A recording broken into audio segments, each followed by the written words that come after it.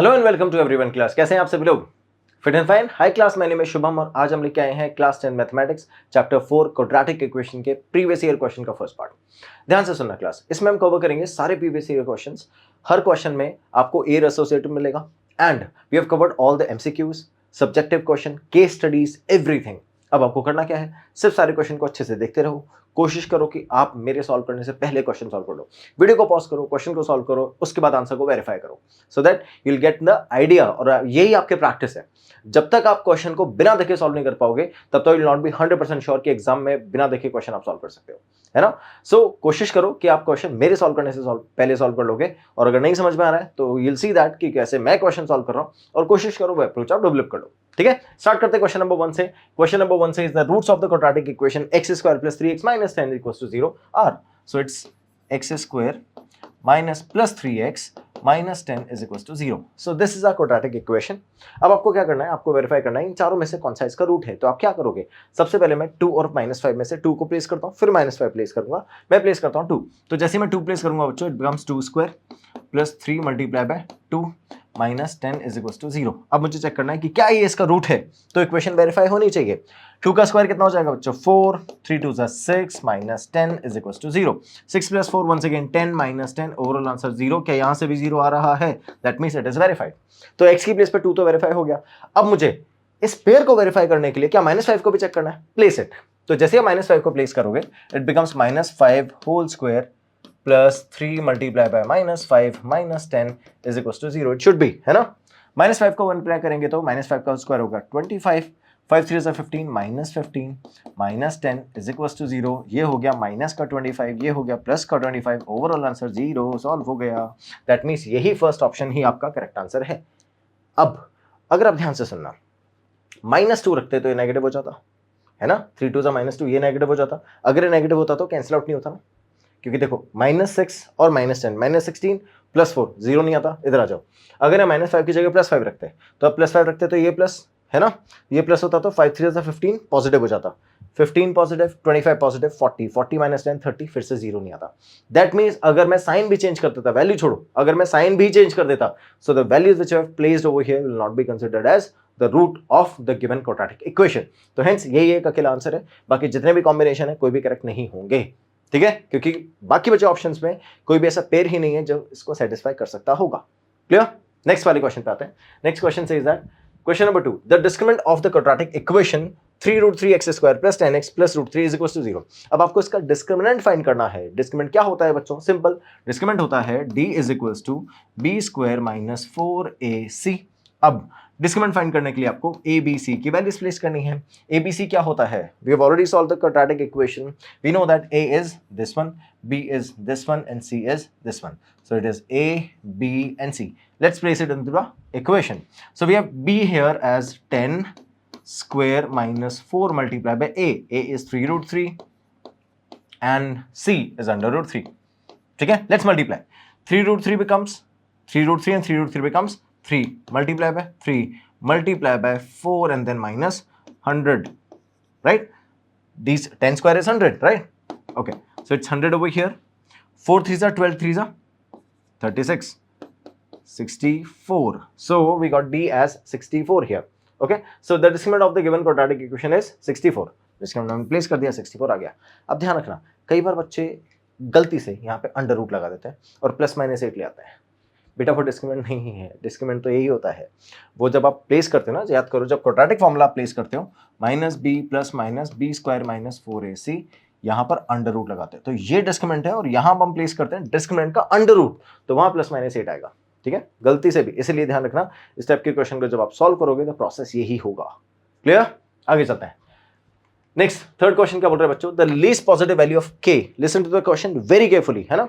The least positive value of k for which the quadratic equation, this is the quadratic equation, has a rational root. अगर इसके पास में rational root होंगे, ध्यान से सुनना, अगर इसके पास में रैशनल रूट होंगे तो क्या होगा? मान लो मेरे पास क्वाड्रेटिक इक्वेशन है, it is 2x² + kx - 4 = 0। Rational root होने के लिए डी की वैल्यूज कैसी होनी चाहिए? डी की वैल्यूज आपकी होनी चाहिए कैसी? या तो 0 या फिर पॉजिटिव। ठीक है, स्टार्ट करते हैं, चलो प्लेस करेंगे। तो I need to figure out D here. तो डी फाइंड आउट करने के लिए ये देखो, ये ए हो गया अपना, ये बी हो गया, और ये c हो गया। ठीक है, प्लेस करते हैं b स्क्वायर माइनस 4ac। चलो b की वैल्यूज कितनी बच्चों, k स्क्वायर माइनस 4a है 2c है minus 4। Okay, then it is k square 4 2 जा 8 8 4 जा 32 माइनस माइनस प्लस, तो इट इज प्लस 32। अब ध्यान से सुनना, मेरे को k की प्लेस पे ऐसी वैल्यूज रखनी है so that this value d becomes a number, है ना, number which can be figured out in the form of d। अच्छा, d को फाइंड करने के लिए मुझे चाहिए क्या, मुझे ऐसा नंबर बनाना है वो जो एक परफेक्ट नंबर बनेगा।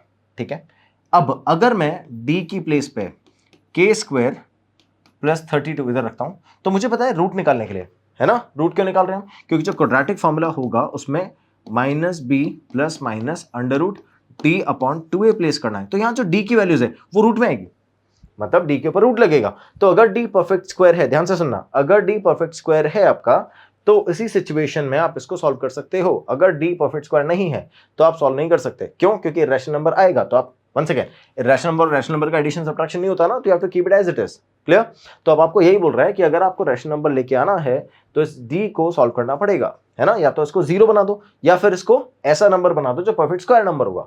क्लियर, तो अगर ये परफेक्ट स्क्वायर हुआ तो आप सॉल्व कर पाओगे, 0 हुआ तो सॉल्व कर पाओगे, otherwise you have to keep it over here as it is. ठीक है, चलो, तो अब इसको सॉल्व करने के लिए मुझे क्या करना है, इसको बनाना है परफेक्ट स्क्वायर। अब देखो, मुझे पता है k की वैल्यूज मैं कुछ भी कर दूं नेगेटिव नहीं ला सकता, मतलब जो k स्क्वायर है उसकी वैल्यू नेगेटिव नहीं ला सकता, स्क्वायर है नेगेटिव नहीं हो सकता, तो 0 तो नहीं होगा। तो मुझे क्या करना है, परफेक्ट स्क्वायर बनाना है। परफेक्ट स्क्वायर बनाने के लिए मुझे k की प्लेस पे ऐसी वैल्यू रखनी है जो 32 से ऐड होने के बाद एक परफेक्ट स्क्वायर बन जाए। तो ध्यान से सुनना, मेरे पास 4 ऑप्शन है, a b c और d। ठीक है, 2 रूट 2 प्लेस करो, 2 रूट का स्क्वायर 8 हो जाएगा, 32 प्लस 8 नहीं बन रहा है, 2 प्लेस करो, 2 का स्क्वायर 4, 32 प्लस 4, सुनना ध्यान से, 32 प्लस 4 36 बन गया। अब 2 से भी सॉल्व हो रहा है, प्लस माइनस 2 से भी सॉल्व हो रहा है ना, दोनों से। अब प्लस माइनस रखो या 2 रखो, दोनों से आंसर सेम आएगा, तो हम कौन सा चूज करें, ये इसलिए मैंने बोला था क्वेश्चन ध्यान से सुनना।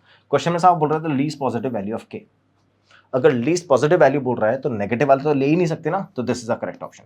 तो जैसे मैं 2 रखूंगा it becomes 2 square plus 32 and finally it becomes 36, तो d becomes a number which is a perfect square. तो जैसे आप परफेक्ट स्क्वायर यहां प्लेस करते हो ये सॉल्व हो जाएगा और you can further simplify it. समझ गए बच्चों, इस तरह से क्वेश्चन सॉल्व करना है, और ये छोटी छोटी बारीकियां हैं जो आपको ध्यान रखनी है while solving the question. Clear, next question पे आते हैं। The values of k for which the quadratic equation 2x square plus kx plus 2 is equals to 0. This is a quadratic equation here has equal roots. इसके equal roots हैं, ये आपको identify करने हैं। Okay, चलो। So we got 2x square plus kx plus 2 is equals to 0. Once again, a, b और c ये 3 values है मेरे पास में। अब मुझे क्या करना है, इक्वल रूट्स बनाने के लिए d की वैल्यूज क्या करनी है, 0। अगर d की वैल्यू 0 होगी तो रूट्स इक्वल हो जाएंगे, सिंपल। तो आपको क्या करना है बच्चों, d की प्लेस पे रखना है b square minus 4ac is equal to 0। b कितना आएगा, k square minus 4 multiply by 2 and then 2 is equal to 0। 4 2 जा 8 2 जा 4 2 जा 8 8 2 जा 16 is equals to 0. Let's transfer it that side. So we got k square minus 16 is equals to 0. So we can say that the value of k square is equals to 16 and hence the value of k is equals to plus minus 4. क्या मेरे पास option है, ये रहा।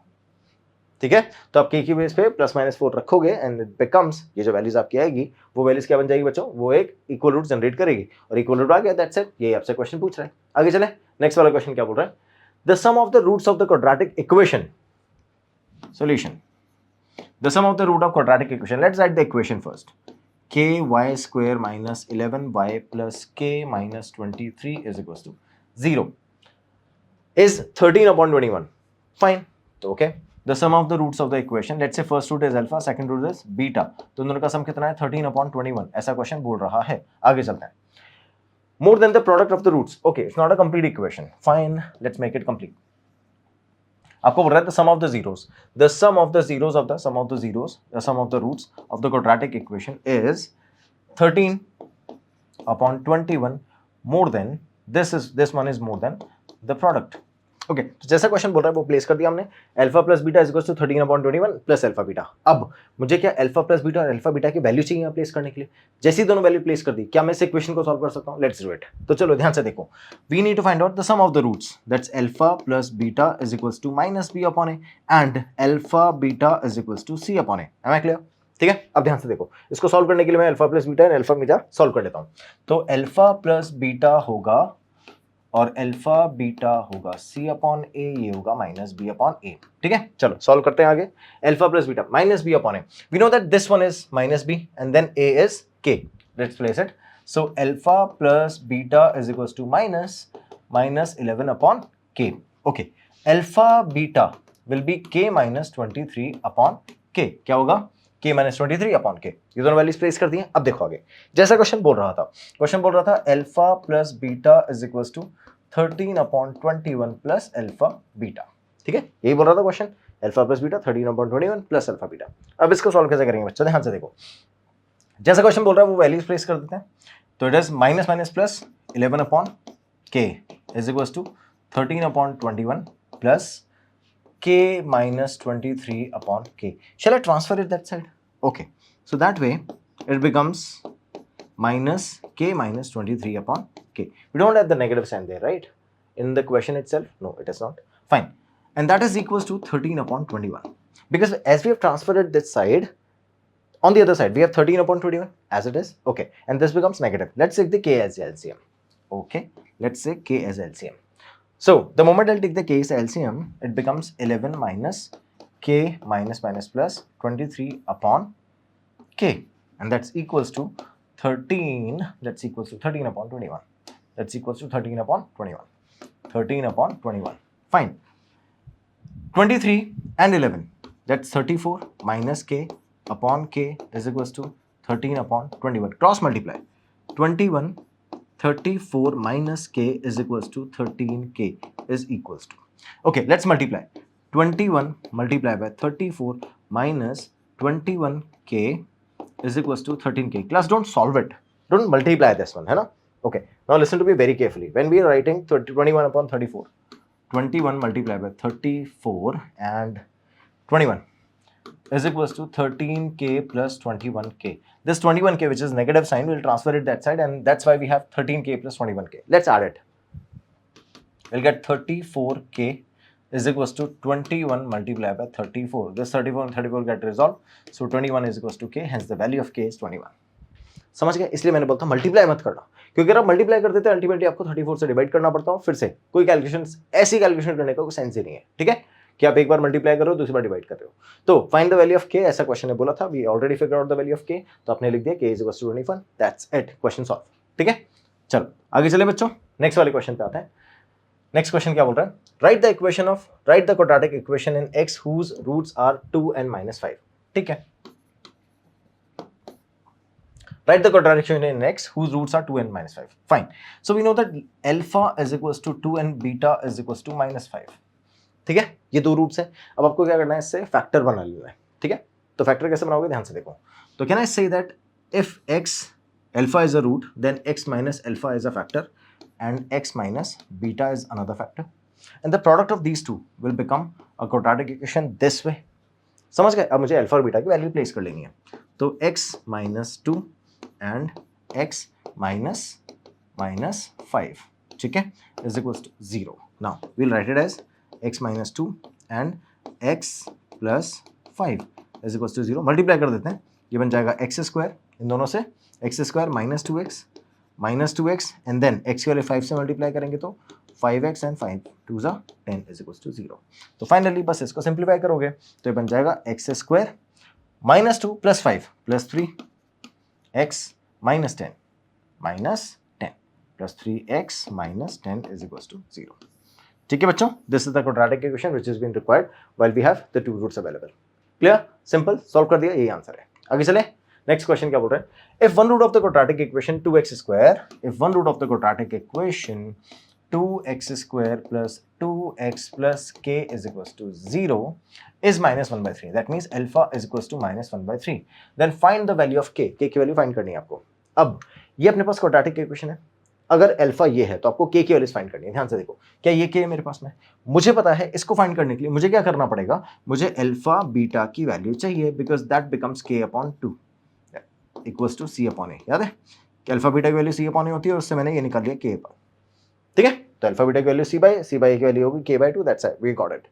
Fine, the moment we have alpha beta but we have only alpha here, how will calculate beta? Don't worry, can we say alpha plus beta is equals to minus b upon a? That's how we have minus 2 upon 2. That makes minus 1 here. 2 upon 2, 2 upon 2 is 1, 1 multiplied by minus is minus 1. Alpha plus beta, we have alpha here as minus 1 by 3.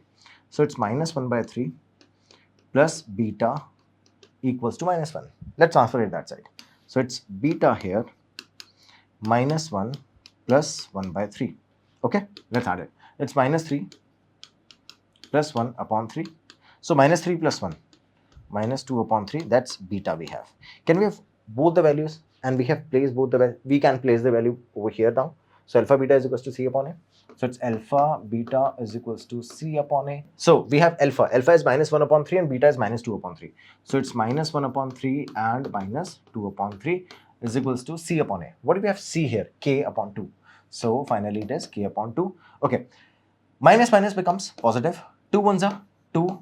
3 threes are 9 is equals to K upon 2. Can we find out the value of K by transferring there? So 4 by 9 is the value of K we have find out. Any confusion so far class? That's how we have solved the value of K, that is 4 upon 9. Clear? आगे चले next वाला question देखो क्या बोल रहा है. Find the value of K for which the roots of the quadratic equation this are reciprocal to each other. अब ध्यान से देखना, मुझे पता है कि एक रूट अल्फा और दूसरा रूट बीटा है ना. अगर ये एक दूसरे के रेसिप्रोकल हैं तो अल्फा होगा 1 अपॉन बीटा और बीटा होगा 1 अपॉन अल्फा. तो अगर मैं बीटा लिखना चाहता हूं तो beta will be 1 upon alpha. इसको रेसिप्रोकल करो, यू गेट दिस वन.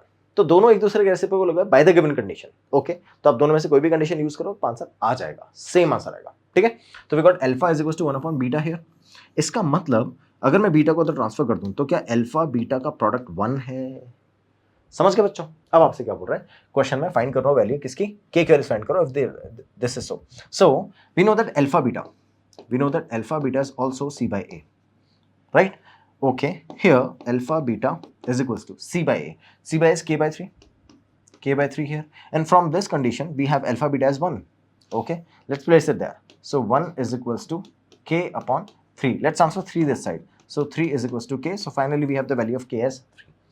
कोई कंफ्यूजन बच्चों? के लिए कितने आ गए? 3. एक पूछ रहा था, कितना इजी क्वेश्चन था ये तो, है ना. सिंपली सॉल्व हो गया. आगे चलें, नेक्स्ट क्वेश्चन क्या बोल रहा है.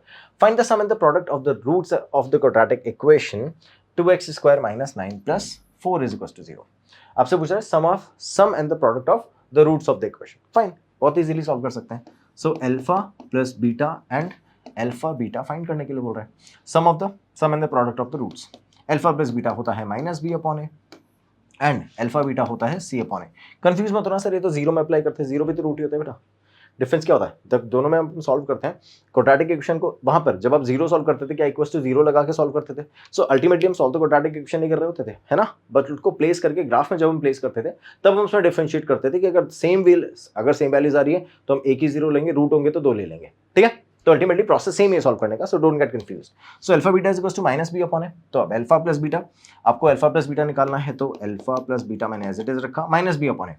माइनस बी की वैल्यूज कितनी है? माइनस का 9 एंड अपॉन में 2. तो माइनस माइनस प्लस हो गया, it is 9/2. So we got alpha plus beta is equals to 9/2.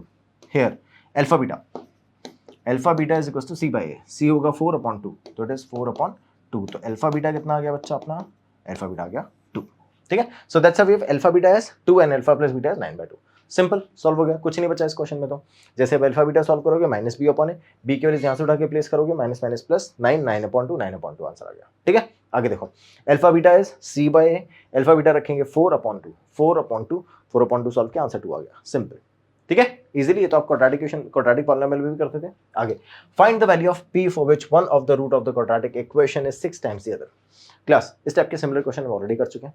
3 question मैं आपको ऑलरेडी सॉल्व करके दिखा चुके हैं. अब ये नेक्स्ट वाला क्वेश्चन आप ट्राई करना. कोई भी प्रॉब्लम आती है let me know and answer आप इसका कमेंट बॉक्स में दोगे. ठीक है, चलो नेक्स्ट वाले क्वेश्चन पे आते हैं. One root of the quadratic equation is 5/2, then find the value of k, also find the other root. Same question याद है, -1/3 वाला क्वेश्चन सॉल्व किया था, बीटा की वैल्यू फाइंड करके फिर k की वैल्यू फाइंड करी थी. सेम क्वेश्चन है, कुछ भी नया नहीं है ना. तो आपको एक रूट गिवन है, यहाँ पर सेकंड रूट आपको फाइंड करना है. तब इसमें डिपेंड करता है आपको क्या गिवन है. सेम कंडीशन वही k गिवन है ना, जो आपको फाइंड करना होगा, और 8 और 2 की वैल्यू गिवन है. तो आप क्या करोगे, अल्फा प्लस बीटा से सेकंड रूट निकालोगे और उसके बाद वो सेकंड रूट की हेल्प से ये निकाल लोगे. Same question we have done it. Once again ये क्वेश्चन भी आप सॉल्व करोगे और क्या करोगे, कमेंट बॉक्स में इसका आंसर प्लेस कर दोगे. ठीक है, चलो नेक्स्ट वाले क्वेश्चन पे आते हैं बच्चों. Next question says that sum of the areas of two square is 157. Okay. So sum of the areas of two squares, मैं दो स्क्वायर लेता हूँ, एक स्क्वायर ये ले लिया और एक स्क्वायर ये ले लिया, ठीक है। अब आपको ये बोल रहा है लेट्स से इसका एरिया है A1 और इसका एरिया है A2, तो आपको बोल रहा है sum of the areas of two square A1 plus A2 कितना आ रहा है बच्चों, 157 आ रहा है, ठीक है। अच्छा, if the sum of their parameter is 68, okay, sum of the parameter, let's say parameter first वाले का P1 और सेकंड वाले का P2 है और इसकी वैल्यूज कितनी है, 68, ठीक है। Equation number 1, equation number 2, find the sides of the two squares. Okay, ध्यान से सुनना, लेट्स से ये जो फर्स्ट वाला स्क्वायर है इसकी साइड में ले लेता हूं A, है ना, और इसकी साइड ले लेते हैं B, कोई दिक्कत बच्चों? Okay, area of A1, area of A1 हो जाएगा A स्क्वायर और एरिया ऑफ A2 हो जाएगा B स्क्वायर। अगर साइड, वन सेकेंड, अगर आपको साइड पता है तो एरिया क्या होता है, साइड स्क्वायर ही तो होता है, तो यहाँ पे A square B square place कर देंगे। पैरामीटर क्या होता है, अगर पैरामीटर हम सॉल्व करेंगे तो फर्स्ट वाले का पैरामीटर होगा बच्चों 4 मल्टीप्लाई बाय A और सेकंड वाले का पैरामीटर होगा 4 multiply bye B। 4 multiply by side होता है ना, बस ये दोनों वैल्यूज इक्वेशन में प्लेस कर दो, A भी आ जाएगा। चलो सॉल्व करें, स्टार्ट करते हैं A1 प्लस A2 से। A1 plus A2 is equal to 157, तो अब A1 कितना आएगा, A square B1 B square is equal to 157, ठीक है, प्लेस कर दिया मैंने। सेकंड इक्वेशन क्या थी अपनी, सेकंड इक्वेशन थी P1 plus P2 is equal to 68, ठीक है, ये सेकंड इक्वेशन थी। चलो P1 कितना आएगा 4A, then 4A plus 4B is equal to 68, 4 common लेके डिवाइड कर दो, तो 4 कॉमन लिया, we have A plus B here, divide करेंगे will get 68 and A plus B हो जाएगा 17, कोई problem, we got A plus B है 17। अब आपको क्या करना है, यहाँ से जो A प्लस B है ना, इसमें से किसी एक की वैल्यूज निकाल लो। लेट्स से मैंने B की वैल्यूज चूज कर ली है, तो B की वैल्यू कितनी आएगी बच्चों, 17 माइनस A, ये वैल्यूज आपको यहाँ प्लेस कर देनी है। तो will write A square as it is, है ना, और B की वैल्यूज कितनी है बच्चों, B की वैल्यूज 17 माइनस A, प्लेस कर देते हैं 17 माइनस A और उसका whole square is equal to 157, ठीक है, बस सिंपल सा होल स्क्वायर सॉल्व करोगे, तो A square plus 17 square 289 plus A square 17 two 34A is equals to 157, ठीक है, ये बन गया अपनी क्वाड्रेटिक इक्वेशन। चलो A square 2A square minus 34A 157 transfer कर दो, तो प्लस का 289 माइनस 157 इज इक्वल्स टू 0, ये बन गया अपनी क्वाड्रेटिक इक्वेशन। आगे देखो, so we have 2A square sorry 34A आएगा, यहाँ पर A आएगा, प्लस सब्ट्रैक्ट करते हैं 9 minus 7 2, 8 minus 5 3, 2 minus 1 1 is equal to 0। Can we take 2 common out of it? Yes we can, let's take 2 common, तो the equation becomes A square minus 17A plus 60 plus 2 6 12 1 2 66 is equal to 0, ठीक है। अब जैसे 2 common लिया उसको divide कर दोगे, divide कर दोगे तो 0/2 0 आ जाएगा। फाइनली जो क्वाड्रेटिक इक्वेशन हमारे पास में है वो है A square minus 17A plus 66 is equal to 0। Simple सा फैक्टराइजेशन, क्या करोगे आप लिखोगे 66 को 11 मल्टीप्लाई बाय 6 और 11 और 6 होता है 17, बस अब प्लेस कर दोगे यहाँ पर, तो it is A square minus 11A minus 6A plus 66 is equal to 0। अब 11, we'll take A minus 11 here and then 6A minus 11 is equals to 0. So finally I have A minus 11 and A minus 6 is equals to 0. So I have A is equals to 11 and A is equals to 6. अब मेरे पास A की दो values आ गई है, एक आ गई 11 एक आ गई 6। अब मैं इसका यूज करके क्या करूंगा, B फाइंड करूंगा, तो क्या B की भी दो वैल्यूज आएगी? बिल्कुल आएगी। चलो लेट्स फाइंड आउट, क्या अपना B था 17 माइनस A, है ना, तो अब यहाँ से B की वैल्यूज, इस केस में B की वैल्यूज क्या 6 आ जाएगी और इधर B की वैल्यूज कितनी आ जाएगी बच्चों, B की वैल्यूज आ जाएगी इधर 11। देखो ध्यान से देखो, 17 माइनस A, अगर मैंने 6 रखा तो B 11, अगर मैंने 11 रखा तो B, अगर 11 रखा तो B 6, ठीक है, ध्यान से रखना। 11 रखा तो 6 आ गया, 6 रखा तो 11 आ गया। तो अब अगर आपसे स्क्वायर पूछ रहा है तो दो स्क्वायर बताए थे। अब A1 A2 में कौन सा 11 कौन सा 6 है, ऐसा कुछ बोला नहीं ना कि ये ग्रेटर वाला है ये स्मॉलर वाला है, कोई सा भी ऐसा नहीं बता रखा। तो आपकी मर्जी, आप किसी को भी ले लो ग्रेटर, किसी को भी ले लो स्मॉलर। तो आपके पास दो कंडीशन आ रही है, या तो फर्स्ट वाले की जो साइड है वो 11 ले लोगे आप और सेकंड वाले की 6 ले लोगे, या फिर फर्स्ट वाले की साइड 6 ले लोगे, सेकंड वाले की 11 ले लोगे। दोनों कंडीशन में जो भी आंसर आप चूज करना चाहो you can go with it. Okay, so what about the answer in the form of metre? So finally जो आंसर हमारा आएगा वो भी मीटर में आएगा, तो आप ये लिख सकते हो hence the sides of the squares are 11 meters and 6 meters or 6 meters and 11 metres. चलो दोनों वैल्यू सॉल्व हो गई है। आपने यहाँ से 6m और यहाँ से 11m दोनों वैल्यूज भी निकालनी है और इधर से 11m और 6m दोनों में से कोई भी वैल्यूज चूज कर लो, जो भी करस्पॉन्डिंग आंसर है आप आंसर की में, अगर फॉर एग्जांपल एमसीक्यू तो भी आप मार्क कर सकते हो क्योंकि दोनों आंसर आपके पास में, और सब्जेक्टिव है तो आपने सॉल्व कर ही दिया। ठीक है बच्चों, चलो नेक्स्ट क्वेश्चन पे मूव करते हैं। नेक्स्ट क्वेश्चन क्या बोल रहा है? In the picture given below, one can see a rectangular in-ground swimming pool installed by a family in their backyard. चलो स्विमिंग पूल देखते हैं पहले। अच्छा ऐसा स्विमिंग पूल है, ठीक है। फिर क्या बोल रही है? There is a concrete sidewalk around the pool of width x metre. ठीक है, तो एक कॉन्क्रीट साइडवॉक है जो कितने मीटर की है? चलो पहले स्विमिंग पूल बनाते हैं अपने लिए। ये अपना स्विमिंग पूल है बच्चों, और इसके अंदर साइडवॉक है ना जिसकी विड्थ कितनी है? जिसकी विड्थ है x मीटर। ठीक है, the outside edges of the sidewalk measure 7 metre and 12 metre. तो आउटसाइड एजेस, ये वाले आउटसाइड एजेस कितने हैं? 7 मीटर, और यहां से आता कितना है? 12 मीटर। ठीक है, फाइन। उसके बाद आपको क्या बोल रहा है? The area of the pool is 36। Area of the pool भी गिवन है, कितना है? 36 मीटर स्क्वायर। ठीक है, बना लिया फिगर हमने। आगे क्या बोल रहा है क्वेश्चन?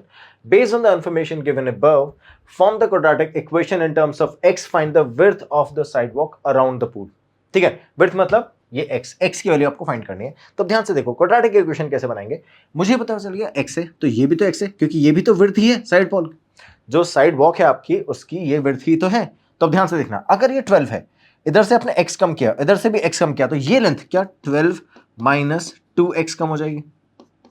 मतलब ये जो फाइनल आंसर है आपको 12 माइनस 2x हो जाएगा, क्योंकि यहां से इधर 2x, इधर x, इधर x, टोटल 2x कम हो जाएगा फ्रॉम 12।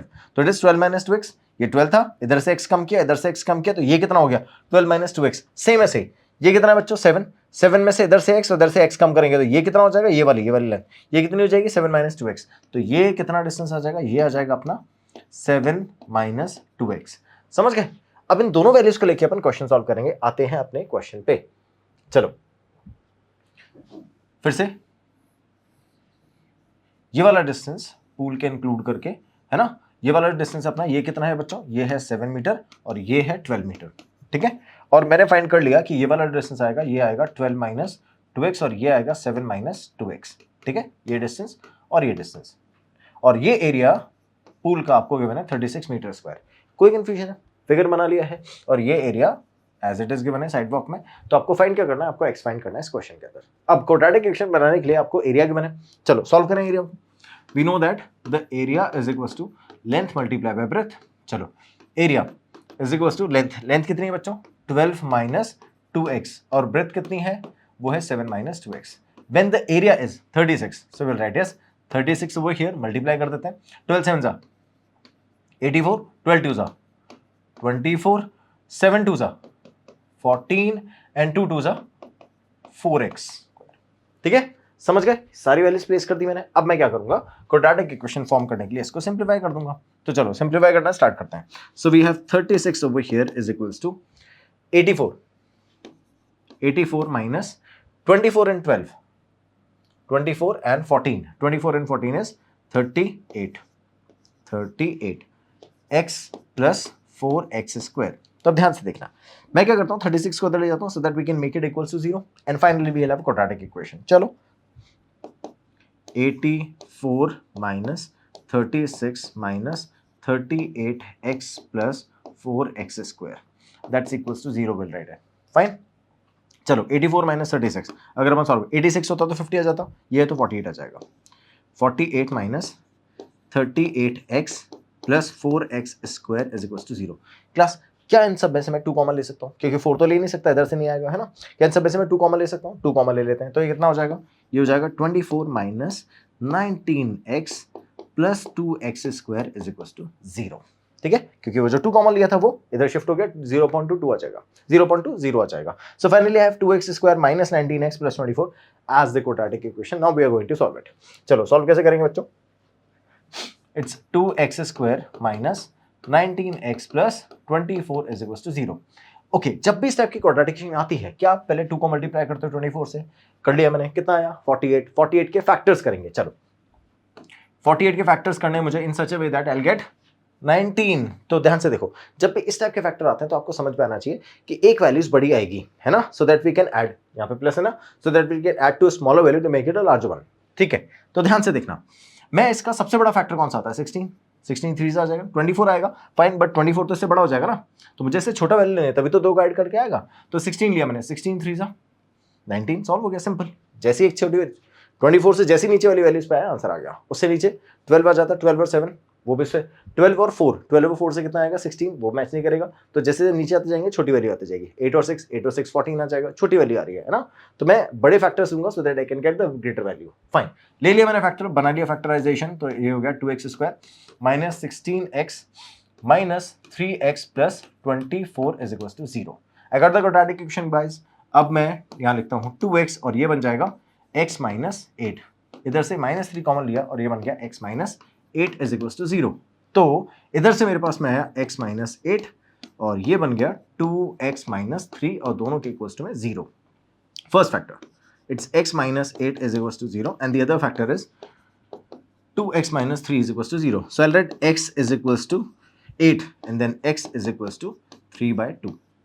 कोई कंफ्यूजन है बच्चों? x के लिए 8 आ गया, x के लिए 3/2 आ गई, क्लियर, पक्का, आगे चलें। तो चलो अब ध्यान से देखना, x की 2 वैल्यूज आ गई, इन दोनों वैल्यूज में से कौन सी वैल्यू हम कंसीडर करेंगे।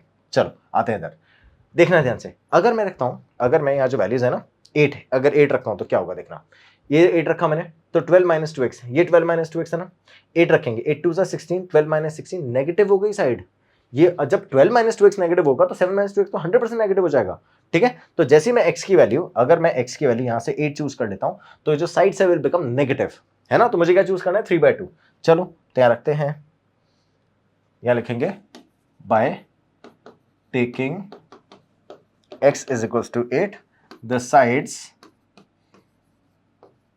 Of the pool will become negative. ठीक है, hence we will use x is equals to 3/2।